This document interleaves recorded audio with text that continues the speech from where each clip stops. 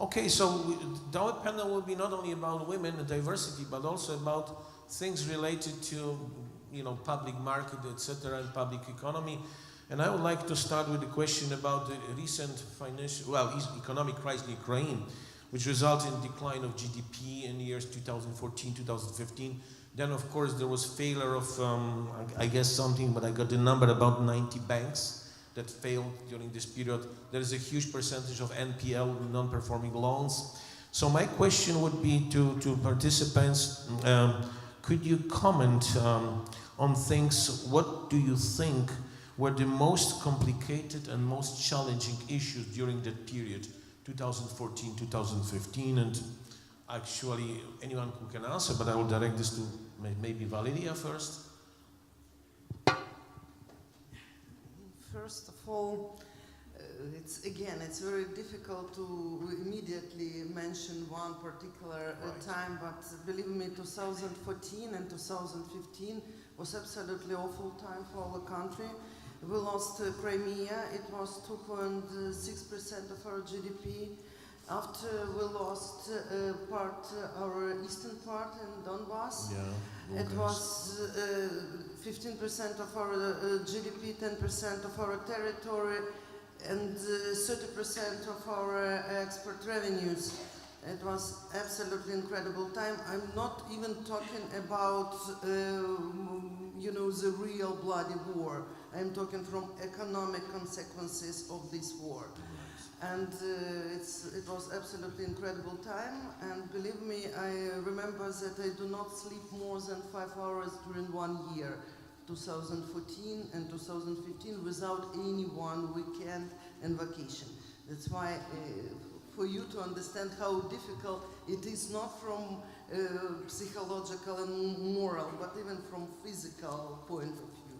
I understand that. Congratulations, because you turned out to be quite of success with overcoming this crisis. Not only because there is the answer E, that things should pass away anyway, but we know there are crises that don't pass away in 2 years.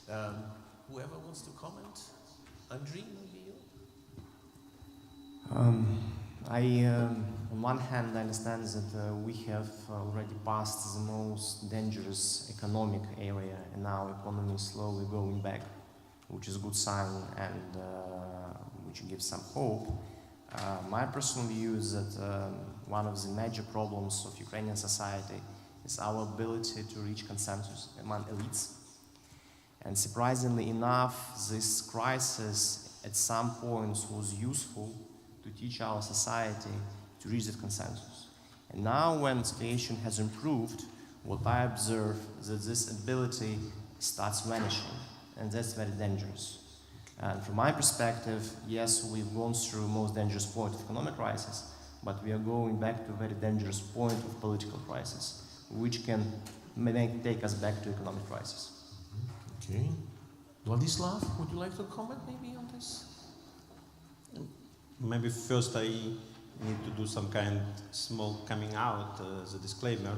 I'm a feminist, and for my professional life, I believe more in women as both as peers, as subordinates. They're more reliable, but they're also stronger as bosses, and I have one of them here.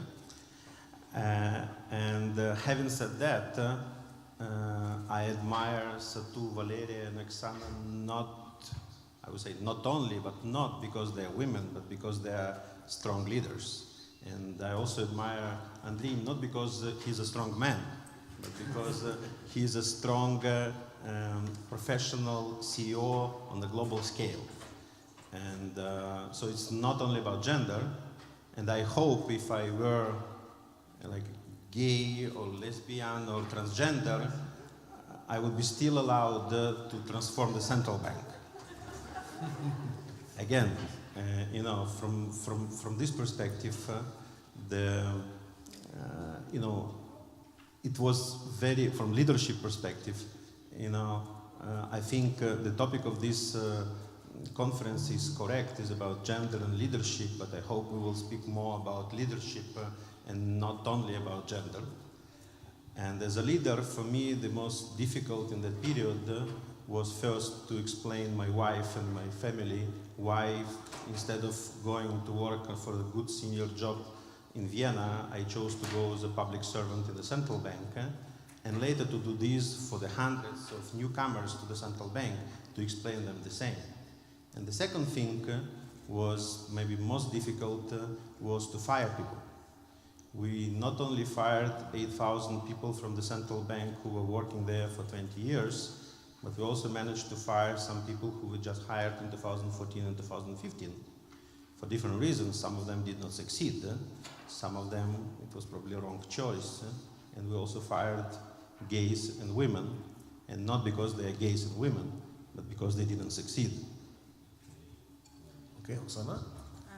I think Vlad made a very important point here. In 2014 and 15, when we had such a very difficult situation. I mean, it's sometimes going back in memories to those days, it's, I'm even surprised myself that we were able to make it, because there are no blueprints and there are no recipes how to deal with crises, even though crises, financial crises, banking crises do happen, and they happened with some, in some cycles all the time. And I recently found my old papers from the World Bank about the written in 1992, how to deal with NPLs and crises, of course using Colombia and other countries as examples. But even though it happens all the time, you don't know how to deal with it, and there are different approaches to take. And I think the strongest difference in Ukraine in 14 and 15 was about diversity, not necessarily gender diversity, but experience diversity. All the people who you have here on the panel, and thousands of people who are either came to the government in broad sense in 14 and 15, or still in the government, came from business, came from different works of businesses. So we really had this diverse experiences to draw from when we were choosing what to do on a daily basis with crises that we have to manage or fight at some point. And I think that diversity was the key point, a key reason why we were able to make it. Okay, your statement, Oksana, leads to the second question, which is about diversity, gender, and leadership. Before we go to this question, I just want to share with you two things, maybe. One thing is from my country, Poland. Since last 2 years, I think, there is a strong movement of women, especially in financial industry, to gather together to discuss these things. And we had about 3 national conferences about this with huge participation. And then the women, they established, they call it Financial Market Women Club. So it's not only top managers, not only middle, but they're independent contractors. They are women working in maybe not in very high positions. And I think that's a very good initiative. We want to continue this, so I would encourage maybe Ukrainian women also to do something like this. Second thing is about, the gender diversity. There is very famous Lehman Sisters hypothesis, and some of you might be aware of this. It was created just after, of course, the failure of Lehman Brothers, and there were 4 ladies who discussed this, including Christine Lagarde from IMF, and there will be a lot of research in this area. Is there any difference between men and women in terms of, let's say, performance? Before the studies show evidently, maybe in US mostly, because they were not being done in other countries, that, for example, women are better in terms of investment performance. So if you look at the results on their accounts for investing in stock exchange, etc., women perform better. And one of the reasons was that they don't trade so frequently. So they think what they are doing rather than looking for occasions. And that was, of course, for US, and that was in, some years ago. So these studies are being continued, and I think they say that women are different with respect to 3 things. First of all, risk aversion and risk and loss aversion. Secondly, ethical attitudes, and third, leadership in this sense. So we are talking about leadership. So I just want to ask a question, and maybe first I'm going to direct this to Oksana and to Satu. This is about the assessment, and somebody told, I think Olga told us that Ukraine is very much gender neutral from the point of view legislation, etc., etc. However, the result, the outcome is that still men dominates in the business. So could you maybe comment on this? How do women leaders influence the reform in Ukraine, and what lessons can be run? I mean, either Satu, Oksana, whoever will start. So, All right. Yeah, we saw it in the video, and I think we see it in the day-to-day life. For example, in the Ministry of Finance, where I work now, 77% of employees are female, if you take the total numbers. Yet when you look at the positions of department heads, it becomes much smaller number. Then you go to deputy ministers, much smaller number. And we just recently started having female ministers of finance. Natalia Reska was the first one in 2014. Similar situation in the parliament, we just heard that it's 12%. It's the same in the government. We have 20 ministers, male ministers, and only 4 female. Out of them 2 are acting ministers, me and Uliana. So I always keep thinking why it happens and what can we do to change it, because I truly believe in diversity, as you said, and I'm not so sure actually about the thesis that women do it better. I think we have these results now because it takes so much from women to succeed, that women that we see at the top have to work much harder to get there. When we have the true diversity, then we will see the equal results between the women and men performance-wise. But why does it happen? I think the biggest factor there is the self-limitation of women. It's not because the environment is so not conducive, because there are still stereotypes and there are still gender roles that we have, and even women leaders, I must say, sometimes have the stereotypes. So it's not enough to just lead by example. It's not, we just have to do more in order to make it possible for women to participate more. I think the true diversity starts from families. So if we want to change something, truly change something for the future, it's not to have some quotas, it's not to have some short-term programs. That will help in the short term probably. But it's the way we interact with our partners and with our husbands, with our wives, and it's the way how we raise our children, because we have the gender-oriented budgeting project in the Ministry of Finance, and it's essentially in the 5 ministries we are for the couple of years already analyzing and preparing the budgets using the gender aspect. And it is surprising because still in education, in social services, in sports, we still are very much stereotyping. We still are allocating money for box, only counting the number of boys born in the district, which has to change. We still are counting the numbers, we allocating budgets for, I don't know, sections in culture, predominantly placing it on female. This has to change. So I think we have a lot to work on, but we have to change the environment more than we have to motivate women, because it's not enough just to motivate women when they do not have an opportunity to, even when they are motivated, even when they are capable, to participate. Okay. Would you like to add something, Satu? Yeah, I think Oksana put it very well. I have been in Ukraine a bit over 2 years, and I have been blessed to work with a number of very strong women leaders, and we have 2 of them here in this panel. And I think Ukraine is better for that. I'm really impressed, first of all, by what Valeria managed to do on the banking sector side. That was a tremendous job and very, very difficult task that you did. And it's indeed her leadership skills. And I'm not saying that it's dealt with gender, but because of her personality and character that made the difference. And same, I'm very happy to see Oksana now at the helm of the Ministry of Finance. Natalia Jaresko was there before, another very strong female leader. And we also see very strong female leaders in the government in case of health, in case of education. And we have seen that that has made a difference.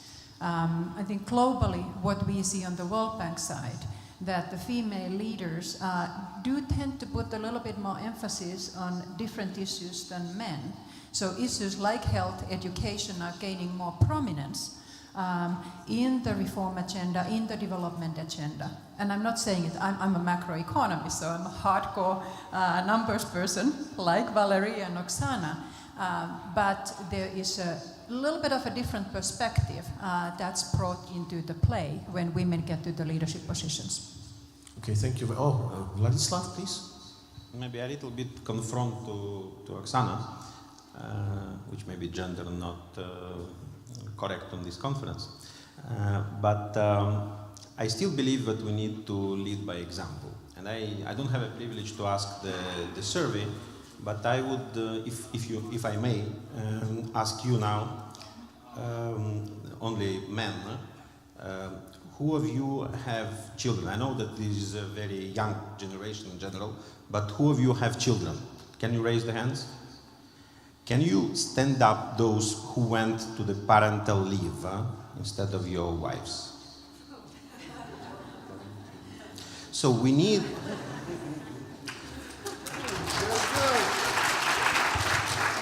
We need to lead by example, and if we will have at least one potential outcome of this event, I would encourage you for your next child to think seriously to stay as a parental leave instead of maternal leave, because one of the reasons what Oksana mentioned, and again, this is, sorry, maybe it's a little bit biological, but women reach their performance, high performance, together with men in parallel after the universities, but one day the biology start playing against the women, and they start thinking about the family, and exactly on the moment of the up of their career, they had to make a choice, to deal with a family, to care about family, or to continue the career.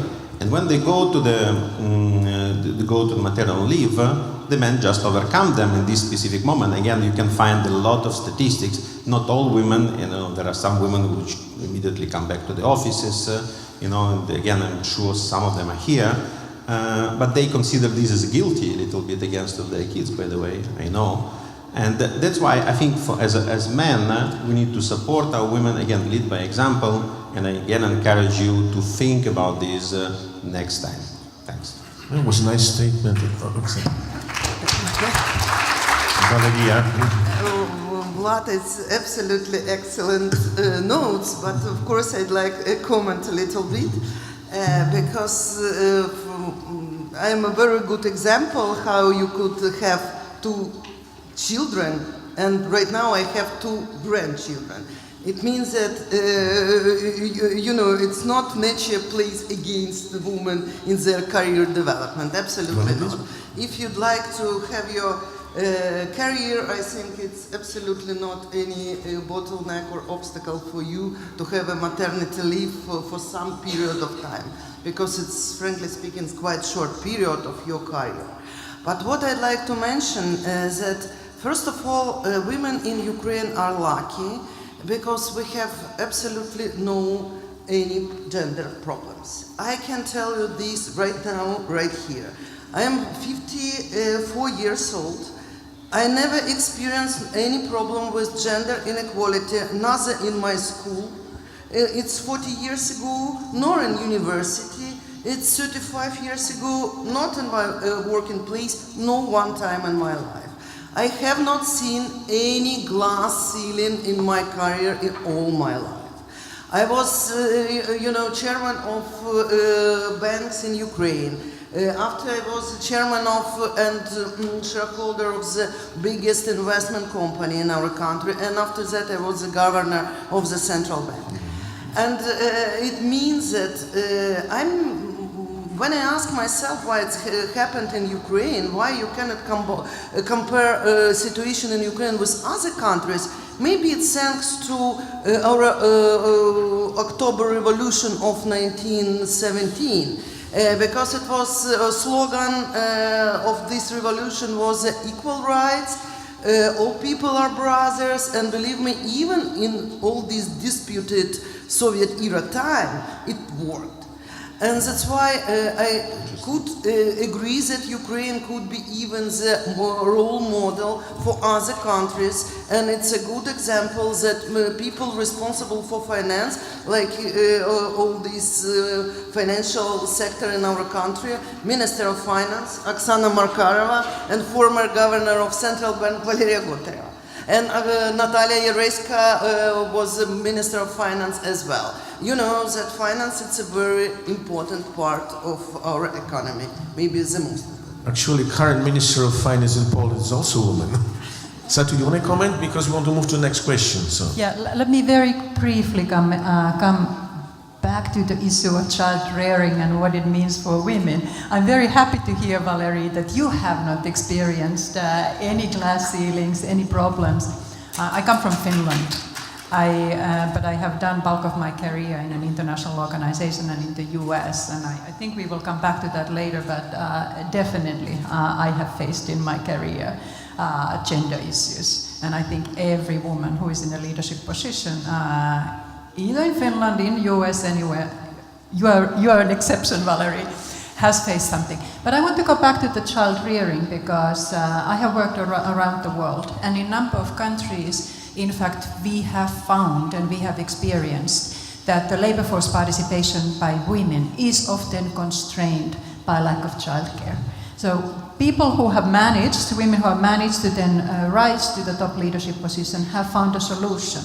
But there are a lot of women in the world whose participation in the workforce, whose rise through the ranks has been constrained by child rearing issues.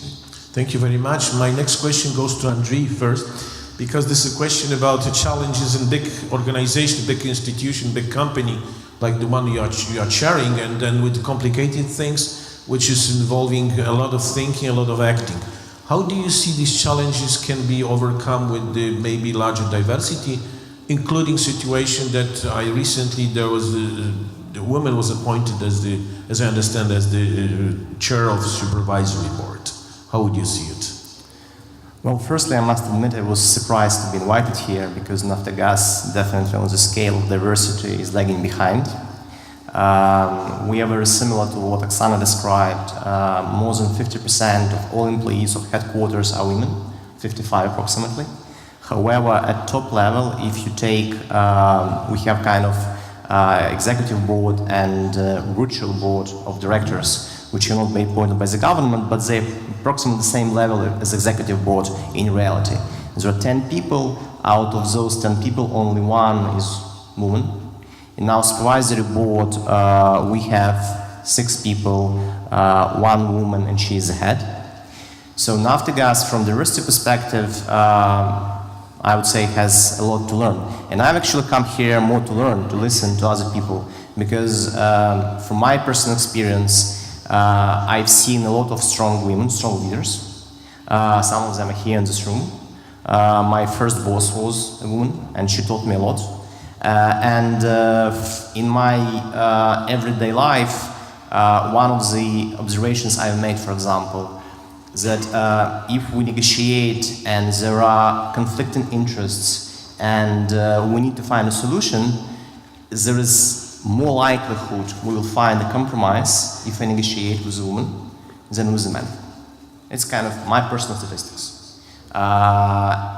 Moreover, I would like to add to this that in Naftogaz, we see a couple of very bright examples. One of the functions we are very proud of is its everyday operations are headed by a woman who is very successful. And when her boss was moving to another position and was moving further, she was offered from our team, it wasn't only my decision, an ability to step up and be promoted. And she refused. And I talked to her why she said no. And her reply was that, look, at Naftogaz top level, the likelihood of criminal cases, pressure, stakeholders, all of this is quite challenging. And I have also my private life, which I enjoy. So I'm sorry, Mr. Kobolyev, I don't want. I could, but from this, that was a very specific reason she mentioned. So now, as a head of Naftogaz, I see my challenge, and for the last year, I made a choice to be more focused on HR issues, on managing people, on developing culture, to create environment where it would be safer and more attractive for women to step up and go further. I would also want to make one reflection on what both Valeria and Satu said. I agree that Ukraine, in terms of equal options or possibilities, is not really much kind of dependent on gender. However, I've seen some examples of discrimination. My most personal bright example, which I saw, is when I entered university and I was studying in Institute of International Relations. Some of you may have been studying there, and you know there is a very famous lady. She is the head of one of critical departments. And she would always start the first day with students with a speech where she would say that I know what male students do here, they probably study. But for all you women, I assume you've come here to find your marriage. That's my perception. That's why I will always treat you in a different way. And she was saying this for like, I don't know, 15 years until her own daughter entered university. That was the first day, the first year when she stopped saying this. She is very efficient, she is a very strong teacher. She managed to put knowledge even in the minds of people who don't want it to be there. But that's the example I saw. And I must tell you that it was very important how female students reacted to this. Some of them, they believed her and they had difficult time. But some of them, and for example, Valeria says she never experienced discrimination. I honestly believe her. I would like to see a man who would try to discriminate Valeria. Show me the guy. Well, I saw her working, I saw her talking to politicians, so when she says she never experienced, probably that's true. Fully agree. So creating an environment where women would not only have equal options or equal chances, but also where they will be encouraged to do better and to try to take positions and to take challenges. That's something which is in Naftogaz, and I believe in other institutions, if those companies would manage to create an environment that would be very beneficial to them and also to their financial and economic results. Thank you very much. That was nice. And if I can comment, the first what you said, that somebody resigned from the higher position, because I think women, at least for Polish women I heard this, they want to keep their work-life balance somehow. And secondly also, I think the women, and their studies also confirm, are not that much overconfident as men. And in the case if they have a big challenge, they say, oh, I cannot make it, because there's some reserve as to the abilities, and maybe they also, their self-estimation is too low in many cases of women. So that might be a problem. Okay, thank you very much. Shall we move to the next question? If I may just briefly comment, you mentioned the work-life balance. I think the notion of need for work-life balance is one of the reasons why women do not step up. Have you ever seen a conference for men how to keep the work-life balance? Have you ever read a book written for a man how to keep work-life balance? No, because it's given that for a man it's not even a question to discuss. You can either spend, it's an individual question that some men of course discuss, but it's not something that the society puts on a man like mandatory thing to decide on. Whereas for women it's, yes, we moved between different ideas. One idea was that women have to have it all. Very, I think, a bad idea that drove a lot of women into depression, that you have to have both career, successful marriage, children, and you have to succeed in all of them. Then it moved into the search for the work-life balance, implying that there is a problem about it. And I think, again, I'm not saying that there is not a problem, and I think there is, especially in the large organizations like where Andriy is working, or the ministries or large companies, we have to work, we have to think about the decisions that we are taking. Doesn't matter female leaders or male leaders, when we take decisions about work hours, when we take decisions about business trips, we usually do not think how it affects women. But usually these decisions affect women more than they affect men. Thank you very much. Okay. And see, I will be today on the encouragement side. I will try to encourage Andriy now. In one of the recent talks of Managing Director of IMF, Christine Lagarde, and she was speaking about gender diversity, she, after the talk, there was one person from the audience who said that she's working for Morgan Stanley, and she's managing the portfolio where her team includes only the companies with a gender parity in the management, and the performance of this portfolio is better than for her colleagues. Since we look for investments, you already have the performance of your company. So if you will have more, maybe gender diversity in management, maybe we will be able to attract the Morgan Stanley one day in the capital of Naftogaz. Okay, thank you very much. And my next question goes mostly to Satu, because you are the head of international team. So it's not only the question of diversity in terms of gender, but also diversity in terms of culture. We could see it from the video that Scandinavia is different than Saudi Arabia. And how do you see these challenges and also opportunities, with some maybe hints for the Ukrainian society, how to also use this as an opportunity, not only as a kind of threat or bad thing? Diversity is a strength. So what I have found during my career, in particular in the World Bank, that it's good to have people of different gender, people of different culture, people of different personalities, people of different viewpoints. I would hate to have a team where everybody was a clone of me. I think that it would be a much worse team than it would be when we have different perspectives.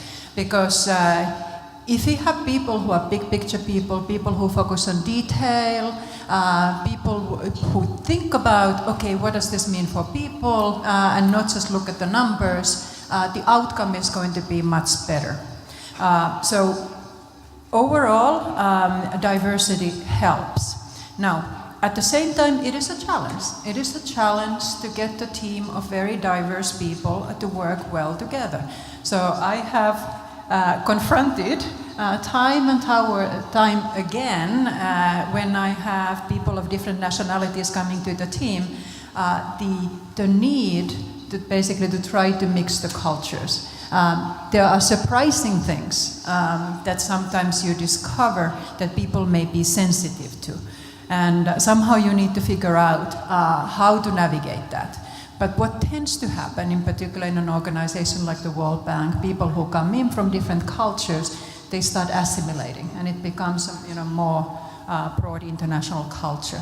But so I would encourage Ukrainians also to aim for diversity. Don't basically look just for people who are like yourself. And you made a very important point before this question, because you said that women tend to be more humble. They tend to question their capabilities. And I have to say that as a manager, in my manager role in the World Bank, I see it over and over again. When we advertise a position and there is a description, these are the qualifications that we look for. Women are questioning their ability to meet the requirements. Even the most capable females in the organization may be questioning, am I up to the challenge? While the men, who may not be not at all as qualified as these top females, they just look at it and say, of course, I'm the right person for the job. So this is something that women themselves would need to act upon. And I think the managers in Ukrainian companies, managers in the public sector would need to support the women who have the capacities and capabilities and encourage them to step up. Yeah, I think this is important, but again, I think this is a little bit of behavioral issue, but can it be to some extent improved? So can you, I don't know, train or convince women that they are even better than men? That's that's not the question, it's just the issue that could be discussed in the future, right? I would never ever say in a workplace, oh, women, you are better than men. No, because I actually believe in gender equality. I think it would be a mistake to say, okay, we only promote women. No, it's basically, it has to be based on merit. Men who are great, who are doing well, need to be promoted. Women who are great and doing well need to be promoted. As a woman, I would hate to be allocated job simply based on my gender. Actually, all the women that I know and women in leadership position, they think that this is the worst thing that could happen, because then it's undermining the hard work that the women in the leadership position have done to get where they are. Yeah, I would completely agree. You cannot discriminate in this way, because I'm against, in Poland they want to introduce the rule that at least 30% of women should be on supervisory boards or in the executive board. That didn't work actually, but I think that convinced women that they should feel better in terms of the qualification. That's what I thought. Oksana? Yeah, very good example about the supervisory board. As the member of the nominating committee in the government, and the corporate governance reform is very important for us. We keep from time to time selecting the boards for our state-owned companies. And as much as we would like to see more women there, a few women apply for these positions. Usually when we get the list of applications, it's not even 30%. Sometimes it's less than 10. Sometimes we get all the short list of 10 to 15 people and there are no females there. And I fully agree with Satu, and we discussed it actually inside the nominating committee. When we do have some women that applied, do we have to give them a higher scores and select at least one woman, to have the gender diversity? And the overall, my personal opinion was always no, we have to select only on merit base, but the solution should be we have to work with our HR consultants, we have to work with recruiters to encourage more women to apply. Usually when they go out of the way and just encourage more women to apply, then we get a healthier, bigger pool of talent there, and we can really choose equally from capable men and capable women. But we do have to go a little bit out of the way to encourage more women to apply. Okay, thank you. I will have to leave soon, sorry. I have a meeting to attend. But I would like to make a comment that I got interested in this topic some time ago, and I read articles about gender diversity and equality. And there was a very useful article, interesting article in The Economist. It's called something like Skirts in the Boardroom, and they analyze statistics of women in different boards. And yes, they still find there are less women overall. For energy companies, ratio is even lower. However, what they also find is that those women who get into boards, they usually have more positions, because usually people sit on 2-3 boards. For women, this number is higher, because they are now in such a high demand that if a woman decided to go into one board, she with high likelihood would be invited to many more boards. From this perspective, I'm going back to my point that it would be very important to balance, and what Satu said, not just gender-based promotion, but competence-based promotion, however, encouraging women to take positions. And that's a challenge, and that's something I'm still looking for an answer to, and I hope that in my tenure as CEO, I would be able to bring more women to Naftogaz. Thank you. Thank you very much, and I know that you have to leave. Thank you very much, Andriy, for your contribution, and good luck with keeping diversity in your team. My next question will be related to also diversity, but not necessarily gender, but diversity in the population. And this results from the statement that for Ukraine, but not only for Ukraine, the number of people living in the country is going down. And I know that for Ukraine it was the problem. I know this is also a problem for my country. Not now maybe so much yet, but in the maybe in the next 10 years there will be less people living. So the question is, how can we implement some kind of immigration policy to improve this? Do we like this? We know what's happening in Europe. Not all countries would like to have immigrants.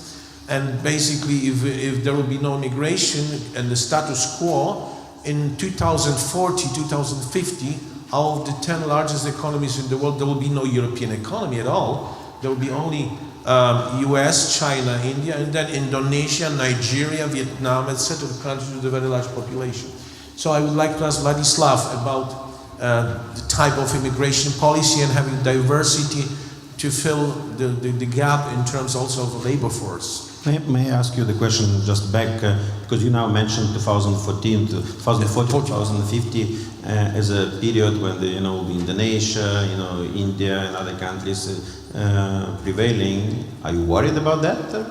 No, I'm not saying that I'm worried. I'm just saying that this will be from the point of view of nominal GDP with the purchasing power parity, that will be reality. You mentioned this, there will be no European economies, meaning that there will be more, Asian people from this. Okay, this is the reality. Given that there will be no migrations, of course, because it assumes that people stay where they are, but there will be migrations, I think. So my question is... But I think you're a little bit biased now, that. Biased, no? Yeah, a bit, you tried to say that, okay, we need to be strong, to develop and to think how to preserve, Europeans. Yeah, I think each country would like to have a good economy, a large economy. That would be natural. In this case, US would not exist, because in this case it would be still Indian and not people from all the world, to country. So, it's good you are the, moderator of this session because, about the migration of Ukrainians, and they do migrate to Poland, and everybody says how good life is in Poland, and everybody forgets that people from Poland immigrate as well. And they immigrate to Germany, to UK, and this is already for a long period, and there was not jokes, but it was stories about a lot of advertising in Polish and London. Now we have a lot of advertising in Ukrainian and Poland. So, and I think Poland, and we working in the central bank, we were receiving even the compliments or thanks from the government of Poland for sending so many immigrants to Poland. Not sending, but that people are educated, the languages are similar, and they go there. So I think and there are several articles that Ukraine will face really the problem in 2040, 2050, if the situation will not change. We're not speaking here about the politics, but I do hope that politicians during the next election cycle, which is coming, will think about that, and we will hear in their political speeches how they are going to deal with this issue of demographics, not in the next 3-4 months, but in the period of 2040, when for sure they will be not in the positions of prime ministers or the heads of parliaments or president. But we will need to deal with that. And dealing with that, I think we are not ready. We are not ready completely to that. I'm looking here to this audience. Sorry, we are genderly balanced, but in terms of the race, etc., we are not balanced. We have majority of the 99% here as white people. Can you imagine in 2040, the people who will teach your grandkids or kids Ukrainian language might be Korean or Kazakh person or Moldovan person or Syrian person. Will you accept that in general? Are we ready? From religious perspective, we are very balanced, very mono-religious in this case, and we don't have any issues. But if you assume that tomorrow people from Ethiopia or from Nigeria will go up due to the climate reasons, they will go to Europe, and by that time we do hope will be in the part of the European Union. We will have to accept them. I think these will be natural things which we will face due to the climate changes and the overpopulation in the world, but we need to think proactively who we want to get, because the majority of these people who will go, who will migrate, most probably will be not so educated as Ukrainians who went to Poland. This is a hypothesis still. Maybe by 2040, 2050, and Valeria has a book, maybe the education will go much better, and Google and Facebook will deliver the internet to all the territory of the world, and people through there, some kind of devices will have an access to education, most probably, but maybe this is not the case, and we will have a much less educated population here working. So we need to think as a government now. We are not a government, but except Oksana, but as a government, as a president, as a leadership of the country, how we will deal with that.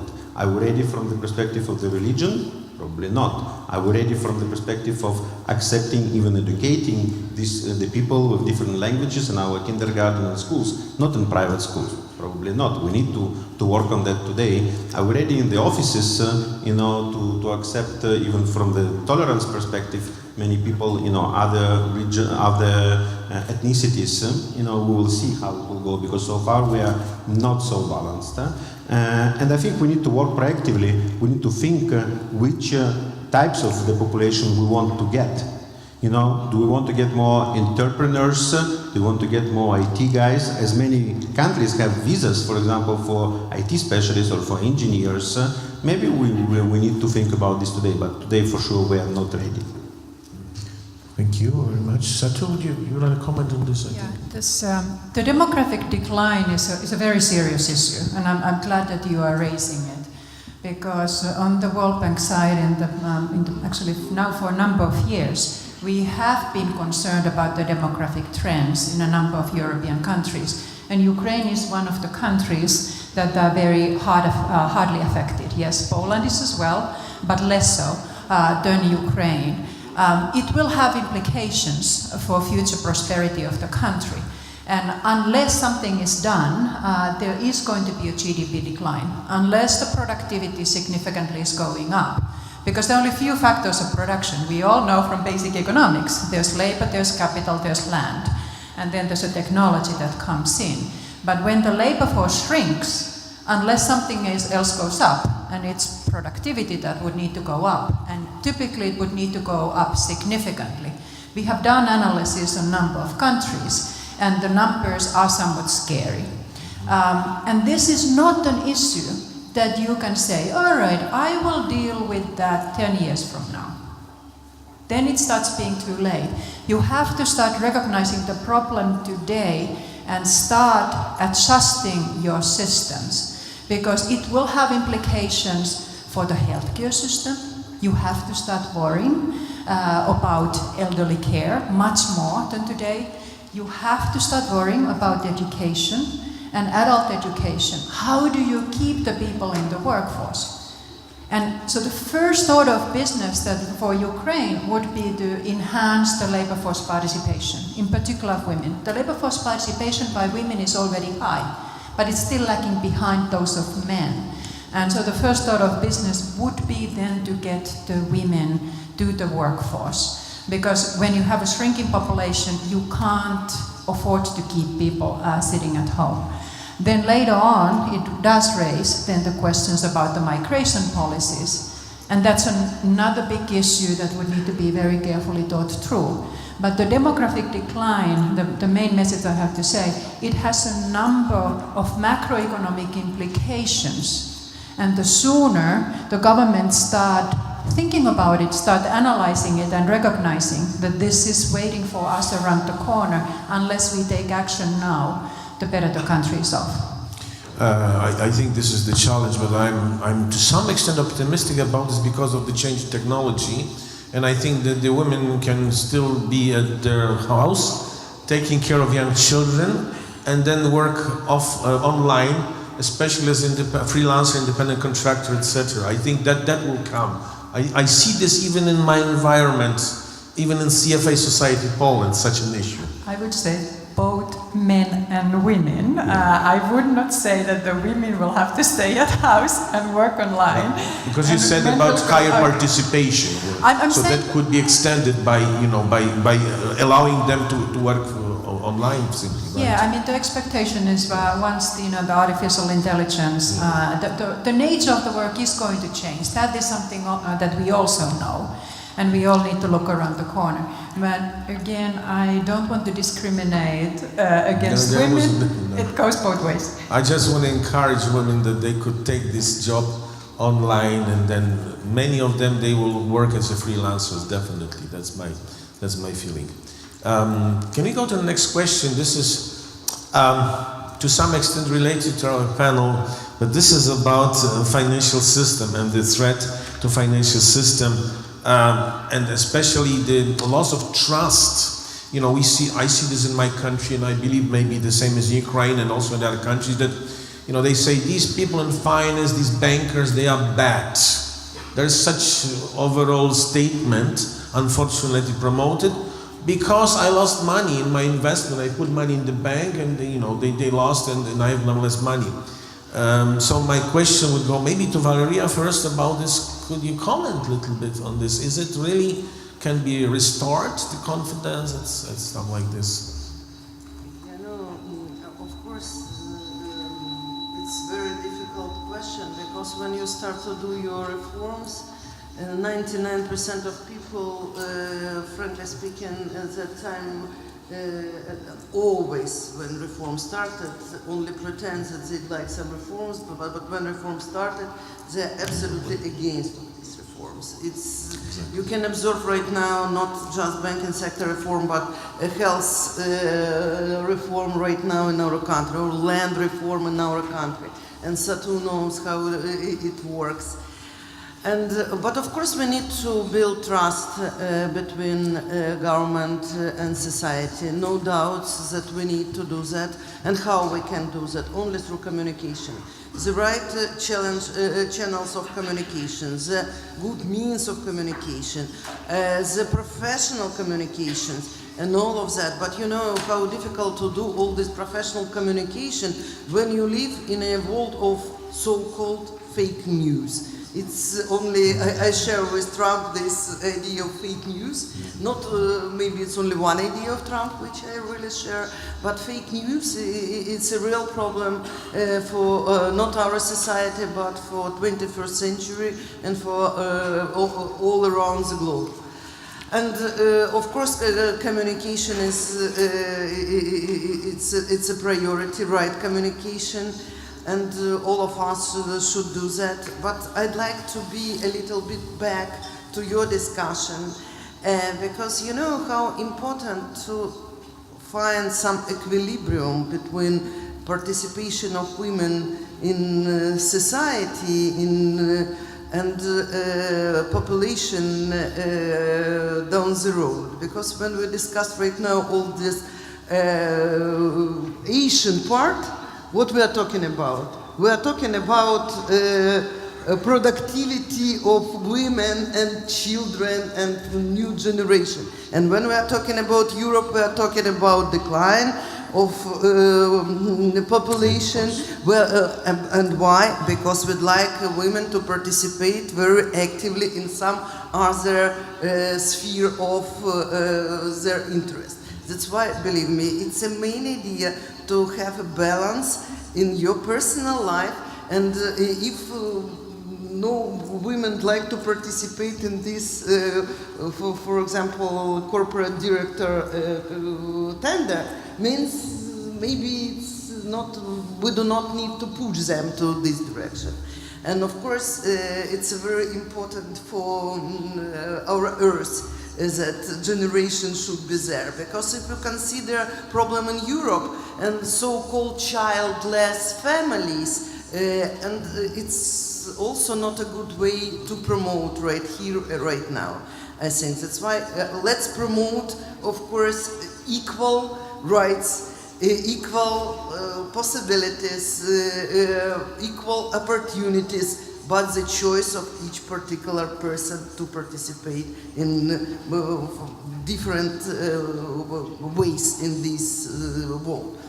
And it's, of course, I think it's very, very important. And for our country, we definitely need immigration policy, because I'm absolutely sure that Ukraine will be one of the top destinations because of our climate, because even right now we have a no visa regime with European zone, and that's why it's also very good. The Ukrainian passport rules in ranking of passports around the world, and I'm absolutely sure that Ukraine will be one of the top destinations of next immigration processes. And of course, like a state, we should be prepared for that. And because of 1 million Ukrainians right now in Poland, you are very lucky, because, you know, culturally, Ukrainians are very close to Poland. And of course, it's very difficult for us to find maybe the same, to be so lucky like Poland. That's why we need to consider maybe that the best people, the most dedicated, we need to attract these people from China, we need to attract these people from Vietnam, from different type of countries, and of course for that we need a policy. How to attract the best people, what to do in this direction, what to offer for them to help us. You know, that's why Oksana, it's for Cabinet of Ministers, it should be your new initiative, immigration policy. Yeah, I think if I can add 2 comments, the one about the Ukrainian people in Poland, of course, my city, which is Wroclaw, which is 3rd largest city in the country, 600,000 people plus close to 100,000 Ukrainians now. So you can find them everywhere. And I think despite that they can go to the to other Western countries like Germany, they stay. They stay in Poland because I think there's very similar cultures. And second thing about this, you said that there will be the gap that you have to bring people from other countries, from China, India, whatever. I think it will come. We see this already. I mean, I see this already in the maybe a little bit higher level because now we have a lot of people who are studying for doctoral degree from countries like I have myself, Vietnam, Tanzania, etc., etc. So I think that will come. Question of policy of government is very important. I think we are also lacking a little bit of clear immigration policy. Of course, Ukraine is not a problem, but that would be to some extent the problem in the countries more from East, Middle East, I think still, like in many countries in Europe. Vladyslav? Coming back to the financial sector, IMF did a survey about the women in banking, and they found in the sample of 800 banks in 72 countries that only 20% of the board positions are women and only 2% of CEOs of these countries are women. At the same time, another study of IMF shows that the banks with a greater stake of women in the supervisory or management or supervisory positions make banks perceived more balanced. And looking at the balance sheets and P&L of the banks, definitely the statistics shows that NPL ratio of these banks is lower, while return on equity is high. And therefore, again, about encouragement, I would not agree with Valeria. I would still encourage, the Ministry of Finance and the Management Committee to invite more women also to the state banks, management and supervisory boards to make them much less risky from their previous experience. And hopefully you will have a chance to attract people like Valeria who will be able to say no to many politicians. You are great discussant. We could run this panel for 5 more hours or so. However, there is a crowd, there are audience here, and I think we should allow for a few questions, like 10 minutes or so. And then I think we still have the voting exercise. We will see whether we succeeded in changing people's mind. So I know there's somebody taking care of Mike, I think, here, right? So whoever would like to ask the question and direct this to either particular person in the panel or to the panel itself. Yeah, there is one question here.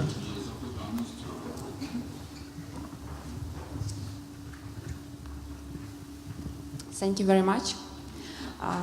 Good morning, everyone. I have a question. It's related both like to education and business, and also like diversity in Ukraine. The question is related to the ease of doing business and like diversity of business. I'm working currently in the company, and it's a data science company, and we have partners in India. So one of the most trivial example, it's very difficult to get our partners to Ukraine, and they have regular business trips. So even such a small things like policies regarding business trips and visas may help a lot to increase the diversity inside the business area. This is the first one. And the second one, also related to this one example, when those people come to our country, they experience that not so many people on the streets are able to speak English. Even let's say at the airport or self-government points, not so many people are able to help them because they does not speak English fluently. Of course, this cannot be like solved within a year or even 2 years. But let's say I have been working at university for several years and continue to do this, in part with working in a business. But what will help definitely, like stimulating the teachers and at both schools and universities to study at English. This may help a lot because it makes different to teach at Ukrainian or to teach at English language. So just 2 small implications from real life, how to help to increase their diversity and help foreigners to to get more close relationship with Ukraine and to do more business. And I would like to hear your comments on this question. Thank you. Very tough questions. Who's going to take the challenge? Yeah, maybe I will, because in order to change this, of course, it's a combination of government policies, education itself, and in general, the society and business drive. We already have the association agreement with European Union, which clearly says that all the government officials at some point have to also, in addition to Ukrainian, use one of the European languages. This is a decision taken, but it's easier to take this decision than to implement it fully. Because in order to do that, we need to either start hiring only people who, in addition to Ukrainian, and unfortunately we still have people who are struggling with Ukrainian, and I think that should be the first point to push and to promote, but also to start hiring people who are fluent in English or have the ability to learn English quickly. At the Ministry of Finance, we tried now several times to have the courses financed by the donors, so that at the time during the night, because at the Ministry of Finance usually you work from like 8 to 8 at least, so they can, in addition to their work, learn English. It's not an easy task, but it's something that we are all focusing on. With regard to getting people faster into the country and in a more comfortable way, without, of course, decreasing the security, because security doesn't go anywhere, and the threats are very vivid there. We deregulated twice already this year the rules, first and foremost, and that's what business required from us for people who work here. So that before, everyone who worked, the non-Ukrainian national who worked in Ukraine had to renew this posvідка, the permission to work almost on an annual basis. It's already deregulated. Of course, we have to take a look into how to issue visas, especially for business associates or investment type of visas. We are discussing it at the moment, and I'm sure it will be also deregulated. But with regard to the education in English, in order to educate kids in English, and the demand from parents is there, of course. Every parent would like their kids to learn foreign language in addition to native language. We need to have a lot of teachers who first know English, and second, when they know English and they're fluent in English, instead of going and take lucrative jobs in the business, go and work in schools. We increased twice now salaries for teachers, but they still remain not very high for schools. So at the moment, the challenge in education is how to attract new people to teach in schools. Our workforce in schools is aging, similar like the population of Ukraine is aging.